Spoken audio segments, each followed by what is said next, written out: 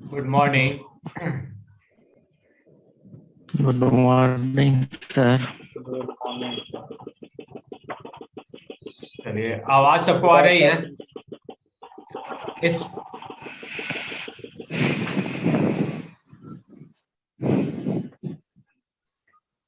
Speaker अपना of कर लीजिए। आप लोग जिस बोलेंगे तब आप लोग बोलिएगा, ठीक है? चलिए, सबको आवाज आ रही है मेरी? Yes yes sir. सर। चलिए, कल वाला क्वेश्चन बन गया था सबका? यस सर, सब बन गया। ठीक है, चलिए आज हम लोग नया टॉपिक देखते हैं, है ना? Inverse interpolation. स्क्रीन दिख रहा है सबको? सर, हाँ, कोई बोलिए। क्वेश्चन में ही कैसे पता चलेगा सर इसको लैग्रांजे से बनाना है? क्वेश्चन में मेंशन किया होगा सर। हाँ हाँ, ये क्वेश्चन में आपको दिया रहेगा कि लेग्रांजे से बनाना है कि इंटरपोलेशन बैकवर्ड फॉरवर्ड किससे बनाना है ना? पहला चीज। और दूसरा चीज यह ध्यान दीजिएगा कि इक्वल डिस्टेंस पे अगर है तब तो बैकवर्ड या फॉरवर्ड से हम बना सकते हैं, लेकिन अगर एक्स का मान इक्वल डिस्टेंस पे नहीं है तो उस स्थिति में तो लेग्रांजेस के द्वारा ही हम उसको बना पाएंगे। ठीक है? Yes sir. हाँ, तो इसको भी आपको ध्यान देना है। ठीक है जी, चलें आगे हम लोग बढ़े।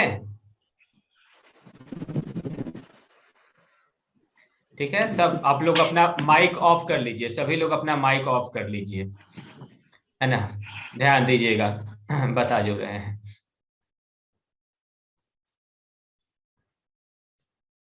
Inverse interpolation. आज का जो हमारा टॉपिक है वह है इनवर्स इंटरपोलेशन, है ना? इनवर्स इंटरपोलेशन क्या होता है यह हम लोग आज देखेंगे और समझने का प्रयास करेंगे, है ना? देखिए, अगर अभी तक हम लोगों ने जो देखा है क्वेश्चन, है ना, उस क्वेश्चन में एक्स और वाई का मान दिया रहता था, है ना, जिसमें कि for corresponding value of x, x के मान के लिए, है ना, हम लोग जो है क्या करते थे कि कोई वाई का मान हम लोग प्राप्त करते थे। यही ना हम लोग फाइंड करते थे कि जो भी हमारा वैल्यू एक्स और वाई का दिया गया है उस एक्स एंड वाई में, है ना, किसी वैल्यू ऑफ एक्स के लिए, है ना, for any value of X Y का हमारा क्या मान होगा यह हम लोग प्राप्त करते थे। यह हम लोग अभी तक देखे हुए हैं। अब अगर मामला उल्टा हो जाए, दैट मीन्स कि एक्स और वाई का ही वैल्यू हमारा दिया गया है और कोई वाई का मान दे दिया गया है और उसके लिए एक्स का मान हमको प्राप्त करना है, इस तरह का अगर हमारा मामला बने तो इसी को हम लोग प्राप्त कर पाएंगे किसकी मदद से? इनवर्स इंटरपोलेशन की मदद से। यही प्रोसेस हमारा क्या कहलाता है? इनवर्स इंटरपोलेशन कहलाता है। बात आई समझ में? बोलिएगा, बात समझ में आई?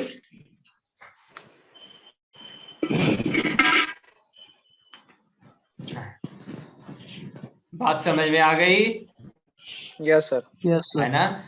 कि हमारा कहता है, फिर से हम रिपीट कर रहे हैं, जिनको नहीं समझ में आए ध्यान दीजिएगा। अभी तक हम लोगों ने जो इंटरपोलेशन पढ़ा, उस इंटरपोलेशन में हम लोगों ने देखा कि एक्स एंड वाई के वैल्यूज दिए गए हैं, तो किसी जो है इंटरमीडिएट वैल्यू ऑफ एक्स के लिए हमको वाई का क्या हमारा वैल्यू होगा यह हम लोग फाइंड करते थे, यह हम लोग प्राप्त करते थे, और इसी के लिए हम लोगों ने कई फॉर्मूलाज भी देखे। अब इनवर्स इंटरपोलेशन क्या होता है? इनवर्स इंटरपोलेशन में हमारा जो इंटरपोलेशन होता है उसका उल्टा, दैट मींस इंटरपोलेशन में क्या होता था? For any value of x के लिए, for intermediate value of x के लिए वाई का मान प्राप्त करते थे, लेकिन इनवर्स इंटरपोलेशन में हम लोग वाई के लिए एक्स का मान प्राप्त करेंगे, है ना? किसी वैल्यू ऑफ वाई के लिए हम लोग एक्स का मान जब प्राप्त करेंगे तो यही हमारा क्या कहलाएगा? इनवर्स इंटरपोलेशन कहलाएगा। क्लियर बात हो गई? जी सर। ठीक है जी। चलिए, तो पहले इसका थोड़ा सा डिफिनेशन लिख लेंगे अब, और फिर उसका जो फॉर्मूला क्या होगा इसकी चर्चा हम लोग करते हैं, है ना जी? लिखिएगा, इनवर्स इंटरपोलेशन देकर, है ना, given a set of sir values. बोलते रहिए ना, इसी तरह लिख लेंगे। ठीक है, लिखिए, given given a set of values of X and Y, given a set of values of x and y, the process of finding the process of finding the process of finding the value of x for a certain value of y is आज गोलू का birthday है, phone किए हैं called और 400 का like प्रणाम किए, बोल दे देखो। हाँ, तो लो तुम बात कर लीजिए सर। अच्छा कोई बात नहीं है ना। Value of x for a certain value of y is called inverse interpolation.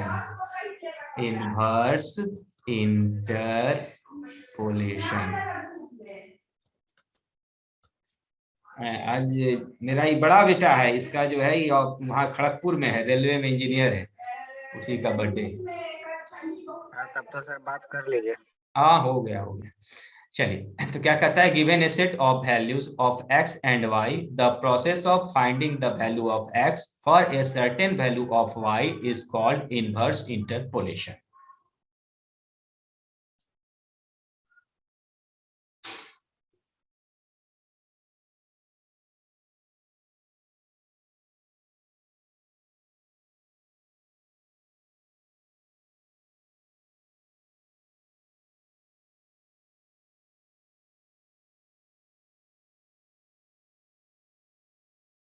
लिख लिए सभी लोग?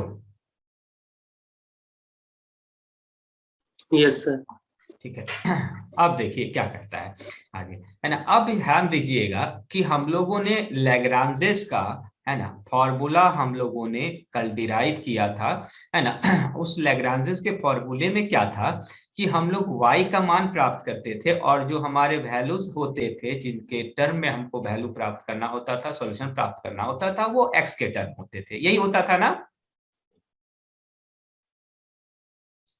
यही होता था ना? बताइए कि हम लोग लैग्रांजेस में क्या करते थे, जैसे y10 हमको निकालना है, तो इधर जो हमारा जो एक्सप्रेशन होता था वो x के टर्म में होता था, और जो हमको वैल्यू निकालना होता था ये y का निकालते थे। यही होता था ना? Yes sir. हाँ, अब जब इनवर्स इंटरपोलेशन आएगा, और अगर आपको इनवर्स इंटरपोलेशन से सॉल्यूशन निकालना है तो कुछ नहीं करना है, वही जो फॉर्मूला है उस फॉर्मूला को उल्टा देना है, उस फॉर्मूला को हम लोगों को रिवर्स कर देना है। दैट मीन्स कि हमारा x के टर्म में हम x का टर्म हमारा सॉल्यूशन में आएगा, है ना, उसका सॉल्यूशन प्राप्त करेंगे, और इधर जहां जहां हमारा जो है y0 था वहां पे y0 हो जाएगा, या जहां जहां हमारा x0 था वहां y0 होगा, जहां हमारा x1 था वहां पे y1 हो जाएगा। सेम वही एक्सप्रेशन रहेगा, लेकिन हमारा जहां जहां हमारा जो है ना, आपका x वाला टर्म था हमारा सॉल्यूशन निकालने के लिए, वहां पर y का टर्म आ जाएगा, और हम लोग सॉल्यूशन किसके लिए निकालेंगे? x के टर्म के लिए निकालेंगे, उसको रिवर्स कर देंगे, अदरवाइज कहीं कोई अंतर हमारा नहीं होगा। बात आई समझ में? यस है ना। तो सेम वही हमारा फॉर्मूला हो जाएगा, सिर्फ हम लोग उसको क्या करेंगे, हम लोग रिवर्स कर देंगे। ठीक है, बोलिए। Yes sir. Yes sir. जैसे हम आपको एक स्क्रीनशॉट यहाँ पे एक है हमारे बुक का, उसका हम आपको शेयर कर रहे हैं, देखिएगा।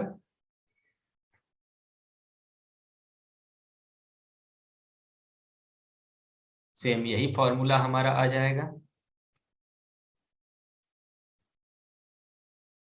दिख रहा है? Lagrange's method.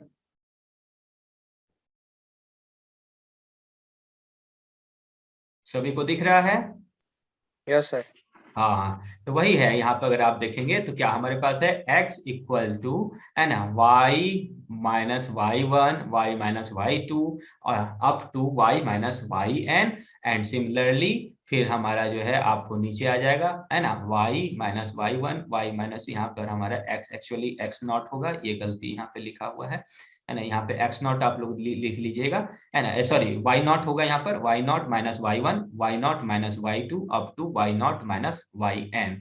फिर इसी तरह से हमारा ये हो जाएगा y minus y not, y minus y2, up to y minus yn तक, फिर यहाँ पे y1 माइनस y नॉट, फिर y1 minus y2, up to y1 minus yn। Same ही आएगा। यहाँ पे गलती है, यहाँ पे आप लोग सुधार कर लीजिएगा, है ना। यहाँ पे आएगा नीचे जो हमारा आएगा, है ना, वो हमारा आएगा वाई नॉट आएगा, यहाँ पर ध्यान दीजिएगा, है ना। इसको लिख लीजिए इस फॉर्मूला को।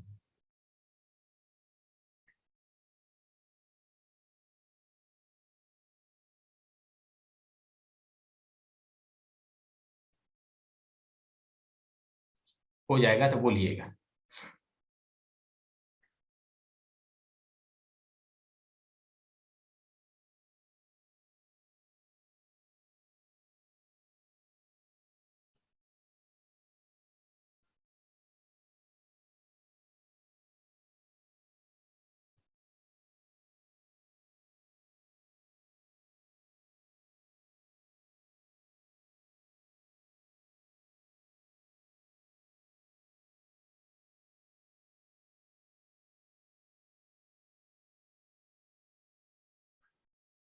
लिख लिए? No sir. लिख लीजिए, लिख लीजिए।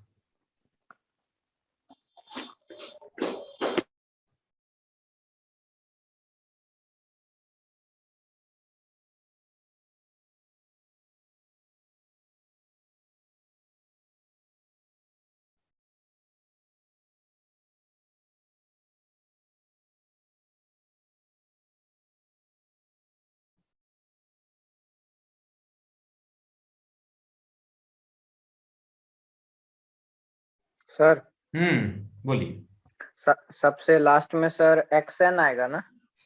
नहीं नहीं, ये वाला सबसे लास्ट में यहाँ ये- पे नहीं, यहाँ पे हमारे देखिए इन्वर्स इंटरपोलेशन का है ना ये, है ना। तो इस स्थिति में हमारा क्या आएगा, x निकालेंगे और इधर y का टर्म आ जाएगा, ठीक है। तो y नहीं एन, सर, समझ गए सर। हाँ हाँ हाँ तो जैसे कि गुना में x0 है, x1 है, इसी तरह xn आएगा ना? हाँ हाँ हाँ, यहाँ पे xn आएगा, हाँ यहाँ भी छोड़ा हुआ है, हाँ हाँ हाँ हाँ, यहाँ भी छूटा हुआ है, इसको भी सही सही कर लीजिए, ये दोनों यहाँ xn आ जाएगा।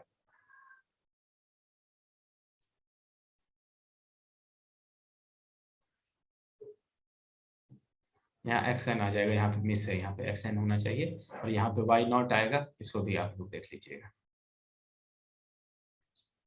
यहाँ y नॉट होना चाहिए।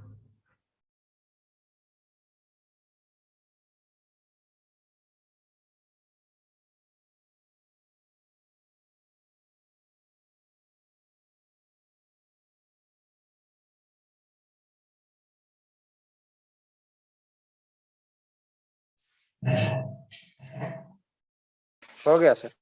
ठीक है, चलिए, है ना। अब देखिए इसका एक एक्सप्रेशन हम लोग नीचे यहीं पे दिया हुआ है, इसको हम लोग देख लेते हैं, यही हमारा क्वेश्चन है ना। देखिए दिया हुआ है, the following table gives the values of x and y, है ना। x एंड y के वैल्यूज दिए गए हैं, है ना। 1.2 के लिए y का वैल्यू है 4.2, x के मान 2.1 के लिए 6.8 है, एंड सिमिलरली इसी तरह से वैल्यू दिया गया है। Find the value of x, हमको x निकालना है, corresponding value of y, y के लिए जहाँ की y का क्या मान है हमारा 12 है।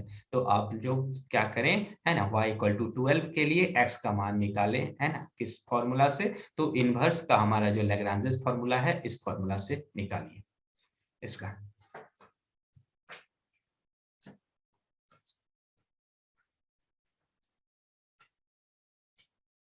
अभी निकाले सर? चलिए तो इसको निकाल लीजिएगा, बात समझ में आ गई, इसको निकाल लीजिएगा, है ना। ऐसे आप लोग अगर देखना चाहते हैं तो इसका स्क्रीनशॉट ले सकते हैं, आंसर आपको बता देते हैं लास्ट में कितना आएगा इसका, है ना। आंसर आएगा इसका 3.55। सर क्वेश्चन नहीं लिखे। अच्छा ठीक है, इस क्वेश्चन को आप पहले लिख लीजिए, परेशान नहीं होना है, 2-3 क्वेश्चन यहाँ दे देते हैं, इस क्वेश्चन को पहले आप लिख लें।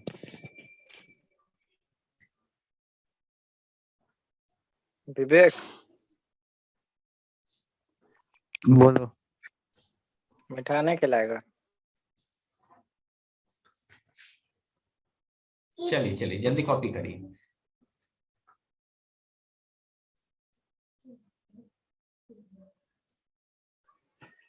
हो गया सर। ठीक है, अब इसका जो सॉल्यूशन आएगा, इसका जो आंसर आएगा वो आएगा बाबू 3.55। ये इसका सर सॉल्यूशन थोड़ा सा क्वेश्चन बताइए। पीछे। Yes question.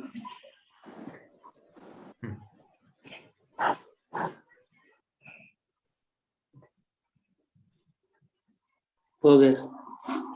सभी लोग लिख लिए क्वेश्चन? जी सर। ठीक है, सॉल्यूशन इसका होगा आपको 3.55।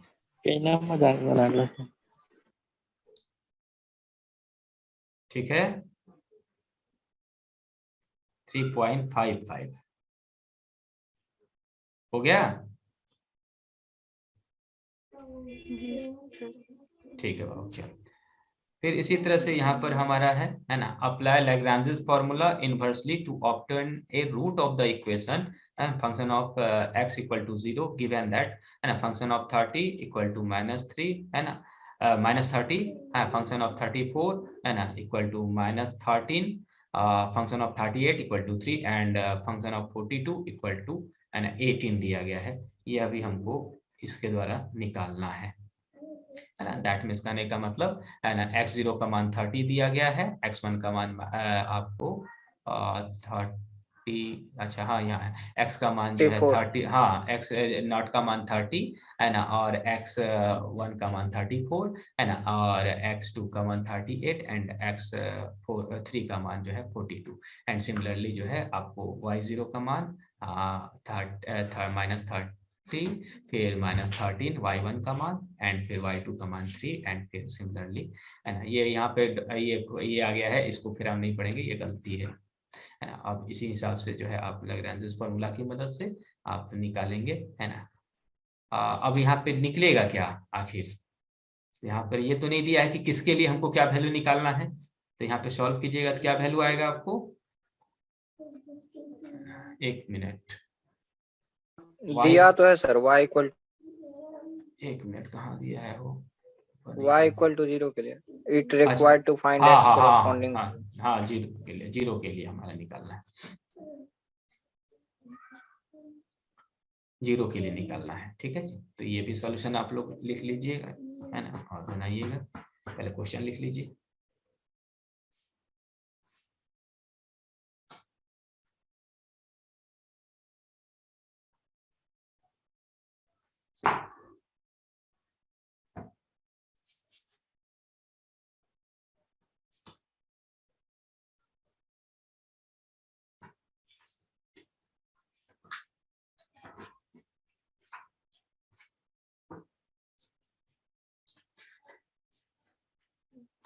लिख लिए सभी लोग?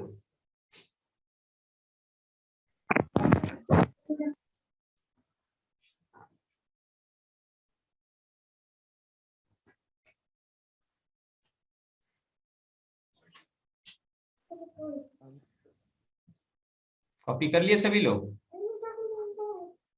नहीं सर। अच्छा कॉपी कर लीजिए।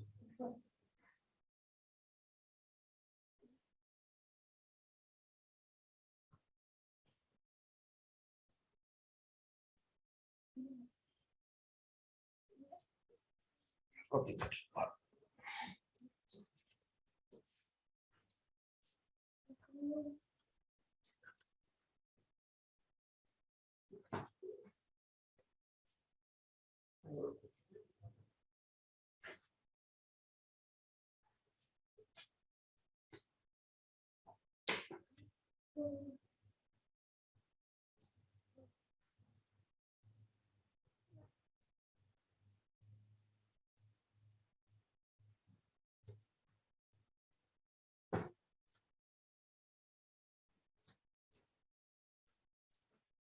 कॉपी हो गया?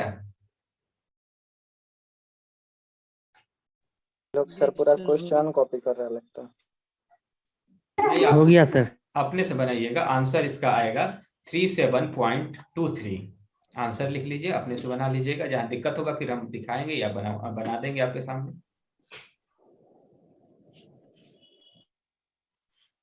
लिख लिए आंसर? 37.23 आंसर आएगा। जी सर। वेरी गुड, चलिए ये हम लोगों का यहाँ पर है ना समाप्त हुआ। अच्छा ये बताइए, ये तो हो गया, इसको आप लोग बना के रखिएगा है ना। अच्छा इधर से हमारा लैग्रांजेस में कोई समस्या नहीं था जो कल हम लोग पढ़े थे उसमें? No sir. चलिए वेरी गुड, है ना। तो अब ये हमको बताइए कि सी प्लस प्लस कहाँ तक हम लोग पढ़े थे, याद है किसी को, है ना। ये वाला क्वेश्चन आप लोग बनाइएगा, क्योंकि अब इसके बाद से हमारा डिफरेंशिएशन है, पहले इसको बना लीजिए फिर डिफरेंशिएशन स्टार्ट करेंगे, ठीक है। सी प्लस प्लस हम लोग कहाँ तक पढ़े थे, कोई बताएगा, बताओ डांसो। याद है? शायद sir L value R value पर आ रहे थे। एल वैल्यू आर वैल्यू ये सब हो गया था नहीं? जी सर, हो गया था। ठीक जी सर। ठीक है, तो हम उसमें भी आगे बढ़ते हैं, क्योंकि इसका तो जो है क्वेश्चन हम लोग बनाते जाएंगे तब ना। अब तो यहाँ पर तो क्लास में तो आपसे बनवा भी लेते थे, यहाँ तो आप लोग अपने से घर में अस्थिर से बनाइएगा उसको, ठीक है। तो हम लोग चलते हैं सी प्लस प्लस की तरफ, कुछ हम लोग चर्चा करते हैं, फिर आपको जो है कल फिर इसको भी देखेंगे और उसको भी देखेंगे, देखते चलते हैं, क्योंकि हम लोग का 2 घंटे का लगभग टाइम है, काफी टाइम है पढ़ने के लिए, है ना, समय बर्बाद नहीं करते हैं, है ना। तो हम लोगों ने फिर से हम थोड़ा रिवाइज कर देते हैं आपको, जो जो हम लोग पढ़े हैं, उसके बाद से फिर हम लोग आगे देखते हैं, है ना। पहले हम लोगों ने इंट्रोडक्शन देख लिया, है ना, सी प्लस प्लस का इंट्रोडक्शन हम लोग देख लिए थे। इंट्रोडक्शन देखने के बाद हम लोग जो है सी प्लस प्लस में हम लोगों ने जो है ऑपरेटर्स देखे होंगे, है ना, ऑपरेटर्स जो है देखे होंगे। फिर क्लास कैसे हमारा फॉर्म होगा, इसको हम लोगों ने देखा होगा। ऑब्जेक्ट्स कैसे हमारे बने होंगे, इसको हम देखेंगे। और ऑपरेटर की जहां तक बात है, ऑपरेटर की बात है या एक्सप्रेशन की बात है, तो ऑपरेटर और एक्सप्रेशन तो वही है जो कि सी का है हमारा। तो जो सी में आप पढ़े थे कि कितने टाइप के ऑपरेटर होते हैं, है ना, या आपका जो है डिसीजन स्टेटमेंट, है ना, फॉर इफ एल्स, है ना, इफ एल्स या स्विच, तो वही सेम वही कंसेप्ट हमारा सी वाला ही है, इसमें कहीं कोई अंतर नहीं है। हाँ, बस अंतर इतना ही है कि वहां पर आप जो है एंट्री के आउटपुट के लिए प्रिंटफ लिखते थे, यहाँ पर आप क्या लिखिएगा, सी आउट लिखिएगा, है ना। वहां पर एंट्री लेने के लिए आप स्कैनफ लिखते थे, यहां पर हम लोग क्या लिखेंगे, सी इन लिखेंगे, है ना। तो सिर्फ इसके सिंटेक्स में अंतर हमारा होगा, और कहीं लॉजिक में कहीं कोई अंतर नहीं है। यहां भी वही हमारा इफ काम करेगा, इफ एल्स काम करेगा, स्विच उसी तरह से काम करेगा, कहीं कोई दोनों में अंतर नहीं है ना। इसलिए वो सब चीज हम यहाँ पे नहीं पढ़ाए हैं, इसलिए कि इससे क्वेश्चन भी नहीं रहता। अच्छा, मान लीजिए अगर स्विच के बारे में पूछ भी देता है, तो आप स्विच के बारे में नहीं लिख सकते हैं, जबकि वही सेम चीज तो आप सी में पढ़े हुए हैं, है ना। तो उसको आपको सी से ही देख लेना है, और अपने से जो है आपको क्या करना है, उसका प्रोग्राम बनाना है और रन कराना है, क्योंकि आज के समय में लगभग लैपटॉप सभी के पास हो गया है। तो ये सब आप लोगों के लिए रहा, ये आप लोग हम तो भी खरीद लिया। हाँ, तो ये सब आप लोग अपने से जो है ये कीजिएगा, तो ये सब चीज बना है ना जी। उसके बाद से हाँ बोलिए। मतलब सी में अभी अपने से पढ़ रहे हैं तो इफ एल सब खत्म कर दिया, लेकिन सब थोड़ा पॉइंटर एरे सब स्ट्रिंग सब ये सब थोड़ा बता दीजिएगा सर। अच्छा ठीक है, हम बता देंगे, है ना, ये सब जहां आपको दिक्कत होगा वो बोलिएगा, हम यहीं पे डिस्कस कर देंगे, है ना, उसके लिए। ठीक है, अच्छा बात है, कम से कम आप पढ़ रहे हैं अभी, अच्छी बात है। हाँ ठीक है जी।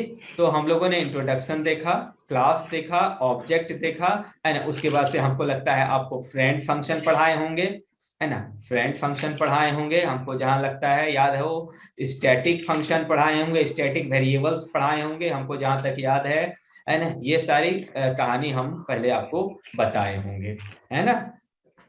पढ़े हैं कि नहीं पढ़े आप लोग? हाँ बोलिए।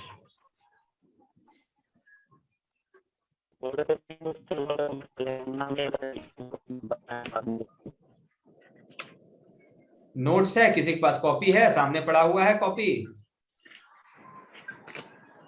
जी सर। हाँ बताइए। ये सब पढ़ा दिए। हाँ ये पढ़ा सब दिए। ये सब हम लोग पढ़ लिए हैं, ठीक है जी। हम जी है ना, लास्ट कहाँ तक पढ़े हैं, अगर कोई बताए तो एक्यूरेट बता दीजिए देख के कॉपी में, तो हम आगे स्टार्ट करते हैं। Memory management operator sir. चलिए, यहाँ तक हम लोग पढ़ लिए थे, memory management operator, very good. चलते हैं आगे।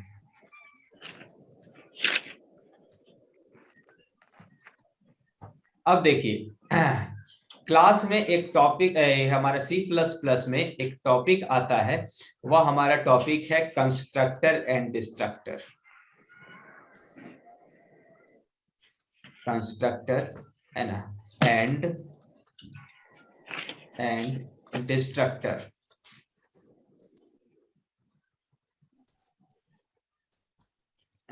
इस टॉपिक को हम लोग आज डील करते हैं।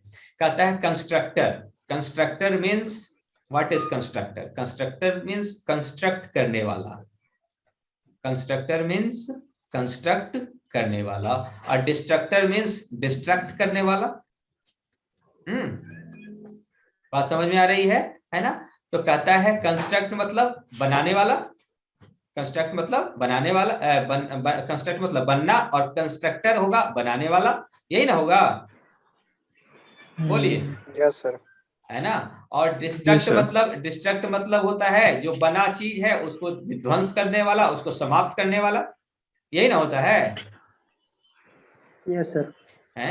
और डिस्ट्रक्टर हो गया, है ना, वह आदमी जो कि डिस्ट्रक्ट कर देता है किसी बने हुए चीज को, है ना, हमारा समाप्त कर देता है, वो डिस्ट्रक्टर कहलाएगा। और डिस्ट्रक्ट मतलब हो गया, है ना, समाप्त, मतलब विध्वंस कर देना या कहें नष्ट कर देना, सिंपल सा अगर हम लोग कहें। अब यहाँ पर कंस्ट्रक्टर क्या है ना, या यहाँ पर डिस्ट्रक्टर क्या है इस C++ के अंदर, है ना? इसको थोड़ा समझने की हम लोग कोशिश करते हैं। बात समझ में आ रही है? फिर से हम बता रहे हैं जिनको नहीं समझ में आया, हमारे पास दो टर्म है, एक टर्म है हमारा कंस्ट्रक्टर और दूसरा टर्म है हमारा डिस्ट्रक्टर। कंस्ट्रक्टर मतलब होता है कंस्ट्रक्ट, है ना, कंस्ट्रक्टर से आया कंस्ट्रक्ट, कंस्ट्रक्ट का मतलब होता है बनाना, निर्माण करना, और कंस्ट्रक्टर हुआ निर्माण करने वाला। उसी तरह से डिस्ट्रक्ट मतलब हुआ डिस्ट्रॉय, मतलब हुआ हमारा डिस्ट्रॉय कहें अगर हम लोग, है ना, तो डिस्ट्रॉय हमारा हुआ नष्ट करना, और नष्ट करने वाला जो होता है उसी को हम लोग क्या कहेंगे, आपको डिस्ट्रक्टर कहेंगे। सिंपल सा हमारा कॉन्सेप्ट है, ठीक है ना जी? तो अब बात आती है यहाँ पर C++ में ये कंस्ट्रक्टर और यह डिस्ट्रक्टर क्या कर रहा है, इसका क्या काम है ना? स्क्रीन सबको दिख रही है? हम जो लिख रहे हैं सबको दिख रहा है? जी सर। Yes sir. ठीक है। Yes sir. तो अब यहाँ पर इस कंस्ट्रक्टर और डिस्ट्रक्टर का क्या है, इसको हम लोग समझने की कोशिश करते हैं। अब आपको हम एक सिंपल क्लास बनाते हैं, है ना, जो हम लोग देखे हुए थे। मान लीजिए टेस्ट नाम का एक हमने क्लास बना लिया, है ना, और यहाँ पर यहाँ पर हमने क्या किया, क्लास के अंदर हमने वेरिएबल ले लिया, है ना, इंट मान लीजिए a और b ले लिए वेरिएबल, ठीक है, int a and b variable ले लिए। उसके बाद से हम लोगों ने क्या किया, पब्लिक सेक्शन में आ जाते हैं, है ना, और उसके बाद से इस जो है a एंड b का हम लोग जो भी मैनिपुलेशन एंट्री लेके डिस्प्ले कराना है तो हम डिस्प्ले करा दिए, इसको यहाँ से सेमीकोलन लेके बंद किया। फिर हम लोग इंट मैन में आते हैं, है ना, मैन में आने के बाद हम लोग जो है क्या करते हैं, इस टेस्ट का ऑब्जेक्ट बनाते हैं, है ना, ओबीजे। तो आपको हम बताए थे कि जैसे ऑब्जेक्ट बनता है तो मेमोरी में इस ऑब्जेक्ट के लिए इस a एंड b यानी कि जो हमारे वेरिएबल्स हैं क्लास के, जो हमारे क्लास के डेटा मेंबर्स हैं, उनके लिए इस ओबीजे के लिए अलग अलग मेमोरी में जगह बनेगा। अगर आप लोगों को याद हो तो हम बताए थे कि इस ओबीजे के लिए यहाँ पर इसका अलग जगह बनेगा a वेरिएबल का, और जो है b वेरिएबल का भी अलग जगह बनेगा। अगर हम मान लीजिए ओबीजे के अलावा एक और हम यहाँ पर ऑब्जेक्ट बना दे OBJ1, तो फिर OBJ1 के लिए भी जो है हमारा एक अलग जगह बनेगा और B का अलग जगह बनेगा। ये बताए थे कि नहीं बताए थे आप लोगों को? बोलिए। ठीक है जी। अब यहाँ पर क्या होता है बाबू, जैसे कि अगर हम C से थोड़ा तुलना करें तो हम C में अगर इंट मैन लिखते थे, इंट मैन में लिखकर अगर हम a वेरिएबल लेते थे, इसको इनिशियलाइज करना होता था, है ना, तो उस स्थिति में यहाँ पे डायरेक्ट 1 लिख देते थे कि नहीं लिख देते थे? याद है आप लोगों को? इनिशियलाइज करने के लिए डायरेक्ट यहाँ पे 1 लिख देते थे, इंट a इक्वल टू 1, है ना, सम इक्वल टू 0, इस तरह से डायरेक्ट इसको इनिशियलाइज कर देते थे C में, है ना। लेकिन यहाँ पर C++ के अंदर अगर आप क्लास में वेरिएबल्स डेटा मेंबर्स को आप डिफाइन कर ये डिक्लेयर कर रहे हो, तो उस स्थिति में इसको आप चाहोगे कि डायरेक्ट इसको हम इनिशियलाइज कर दें, तो यह संभव नहीं है। यहाँ पे डायरेक्ट आप इसको इनिशियलाइज नहीं कर सकते हो। बात क्लियर हो रही है ना? तो बात आती है कैसे इसको इनिशियलाइज किया जाए, है ना। तो कहता है इसको इनिशियलाइज हमारा किया जाएगा एक स्पेशल फंक्शन के द्वारा, एक स्पेशल मेंबर फंक्शन के द्वारा, और वही स्पेशल मेंबर फंक्शन जो हमारा कहलाएगा वही हमारा क्या कहलाएगा, कंस्ट्रक्टर कहलाएगा। क्या कहलाएगा? कंस्ट्रक्टर कहलाएगा। अब बात आती है स्पेशल मेंबर फंक्शन है, अब उसका नाम कंस्ट्रक्टर क्यों पड़ा, है ना, इस पे थोड़ी सी चर्चा हम लोग कर लेते हैं कि आखिर उसका नाम कंस्ट्रक्टर क्यों पड़ा। इसलिए इसका नाम कंस्ट्रक्टर, क्योंकि इसलिए इसका हमारा नाम कंस्ट्रक्टर पड़ा क्योंकि ऑब्जेक्ट हमारा जो बन रहा है वह हमारा ऑब्जेक्ट तभी बनेगा जबकि उसके जो हमारे मेंबर्स हैं उन मेंबर्स को हम लोग जो है इनिशियलाइज कर देंगे, है ना। अब यह बात आती है, या तो आप इनिशियलाइज कीजिए या आपका कंपाइलर ऑटोमेटिकली जो है हमारा इंटरनली उसको इनिशियलाइज करेगा। लेकिन अगर आप इसको इनिशियलाइज नहीं करते हैं तब तक जो है ये ऑब्जेक्ट हमारा बनेगा नहीं। तो इसका तात्पर्य यह हुआ कि यह कंस्ट्रक्टर जो ऑब्जेक्ट के डेटा मेंबर्स होते हैं उनको इनिशियलाइज करते हैं और इनिशियलाइज करने के बाद ऑब्जेक्ट का निर्माण होता है, तो हम कह सकते हैं कि यह कंस्ट्रक्टर ऑब्जेक्ट के का निर्माण करते हैं, निर्माण करने वाले हैं। इसीलिए इनको हम लोग क्या कहेंगे, कंस्ट्रक्टर कहेंगे। बात आई समझ में? जी सर। है ना। तो कंस्ट्रक्टर को हम लोग इसलिए इसका नाम हम लोग कंस्ट्रक्टर दिए हैं, जो स्पेशल मेंबर फंक्शन है इनको हम लोग कंस्ट्रक्टर इसलिए कहते हैं क्योंकि यह ऑब्जेक्ट को कंस्ट्रक्ट करने का काम करते हैं। ऑब्जेक्ट तब तक नहीं बनेगा जब तक कि हमारे उस ऑब्जेक्ट के डेटा मेंबर्स इनिशियलाइज नहीं होंगे, और यह कंस्ट्रक्टर डेटा मेंबर्स को इनिशियलाइज करने का कार्य करता है, तब जाके ऑब्जेक्ट बनता है। इसलिए इस स्पेशल मेंबर फंक्शंस को हम लोग कंस्ट्रक्टर कहते हैं। अब बात आती है डिस्ट्रक्टर क्या हुआ। तो जब ऑब्जेक्ट का काम आपका हो जाता है तो मेमोरी में जो ऑब्जेक्ट ने जगह लिया है उस जगह को हम चाहते हैं कि हम फ्री कर दें, उस जगह को हम चाहते हैं कि हम साफ कर दें, है ना, उसको हम डिस्ट्रॉय कर दें। तो उसको डिस्ट्रॉय करने के लिए जो स्पेशल मेंबर फंक्शन हम लोग यूज करते हैं उसी को हम लोग क्या कहते हैं, डिस्ट्रक्टर कहते हैं। बात आई समझ में? जी जी सर। सर। हाँ ना। तो फिर से हम आपको रिपीट कर रहे हैं, जिनको नहीं समझ में आई वह ध्यान देंगे। दो टर्म हमारे पास हैं, एक है कंस्ट्रक्टर, एक है destructor. Constructor is a special member function, है ना। It is used to construct an object. Constructor हमारा क्या है, स्पेशल मेंबर फंक्शन है जिसको कि हम लोग यूज करते हैं। क्यों यूज करते हैं, तो ऑब्जेक्ट को कंस्ट्रक्ट करने के लिए, क्लास के ऑब्जेक्ट को कंस्ट्रक्ट करने के लिए हम लोग कंस्ट्रक्टर को यूज करते हैं। ध्यान दीजिएगा, है ना। तो इसलिए इसका नाम क्या पड़ा, कंस्ट्रक्टर पड़ा, है ना। जैसा कि मैंने आपको कहानी समझाई कि अगर क्लास के अंदर आप डेटा मेंबर्स लेते हैं तो उन डेटा मेंबर्स को जब तक आप इनिशियलाइज नहीं करेंगे ऑब्जेक्ट नहीं बनेगा, है ना। तो उसको इनिशियलाइज करने के लिए कंस्ट्रक्टर का यूज होता है, और जैसे वो डेटा मेंबर्स इनिशियलाइज होते हैं ऑब्जेक्ट क्रिएट होता है। इसलिए इसका नाम हमारा कंस्ट्रक्टर पड़ा, क्योंकि यह हमारा जो है ऑब्जेक्ट को क्रिएट करता है ना। ध्यान दीजिएगा। अब मैंने कहा कि constructor is nothing, constructor is nothing, it is a special member function। यही ना हम कहें कि it is a special member function, it is a special member function। तो बात आती है कि स्पेशल मेंबर फंक्शन कहने का मतलब क्या हुआ, कि किस रूप में स्पेशल है। मेंबर फंक्शन जो हम लोग देखते हैं, है ना, तो हम लोग यहाँ पर क्या करते थे, मेंबर फंक्शन सिंपल सा, अगर हम क्लास बना रहे हैं और क्लास बनाने के बाद हम लोग क्या करते थे, हमको अगर जो है फंक्शन हमको लेना है तो हम जो है उसके अंदर लिख देते थे। क्या लिखते थे, ध्यान दीजिएगा। जैसे मान लीजिए एक क्लास हमने ले लिया टेस्ट, फिर यहाँ पे डेटा मेंबर्स मान लीजिए हमने ले लिया A, B, है ना। पब्लिक सेक्शन में आ गए और यहाँ पे हमने लिया void input, अगर आप लोगों को याद हो void input। फिर यहाँ पे हमने दे दिया cout inter value of A and B फलना चलना देके, है ना। फिर हमने ले लिया यहाँ पे void output, है ना, void output। और फिर हम लोगों ने यहाँ पे क्या ले लिया, है ना, cout लगा दिया, है ना। और उसके बाद हमने कहा कि भाई A का वैल्यू ये है और B का वैल्यू ये है, फिर इसको हमने यहाँ से बंद कर दिया। तो ये जो ये इनपुट और आउटपुट है, ये क्लास का क्या है, ये मेंबर फंक्शन है, या कहें कि फंक्शन है हमारा क्लास का, है कि नहीं है, बोलिए, है कि नहीं है? जी हाँ, तो ये हमारा क्लास के मेंबर फंक्शन है ना। तो अब ये जब क्लास के मेंबर फंक्शन है तो कंस्ट्रक्टर हमारा इन मेंबर फंक्शन से थोड़ा स्पेशल होगा, क्योंकि डिफिनेशन ही कह रहा है constructor is nothing, it is a special member function of class. क्या कहता है हमारा कि constructor is nothing, it is a special member function of class. That means यह क्लास का स्पेशल मेंबर फंक्शन है। तो आखिर इन फंक्शन से स्पेशल इस कंस्ट्रक्टर में क्या है? कुछ ना कुछ होगा स्पेशल, तभी तो ये स्पेशल मेंबर फंक्शन है जी सर। है ना। तो कहता है स्पेशल क्या है भाई?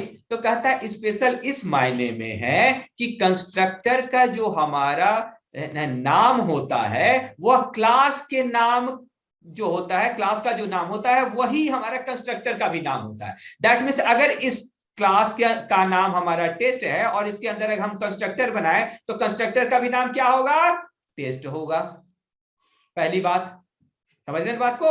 कंस्ट्रक्टर स्पेशल मेंबर फंक्शन है तो कहता है कैसे है? तो पहला कहता है कि कंस्ट्रक्टर का जो नाम होगा वही नाम होगा जो कि क्लास का है। तो अगर यहां पर हम इसके अंदर एक हम कंस्ट्रक्टर अगर बनाते हैं तो उस कंस्ट्रक्टर का नाम भी हमारा क्या होगा? टेस्ट होगा, क्योंकि क्लास का भी नाम क्या है? टेस्ट है।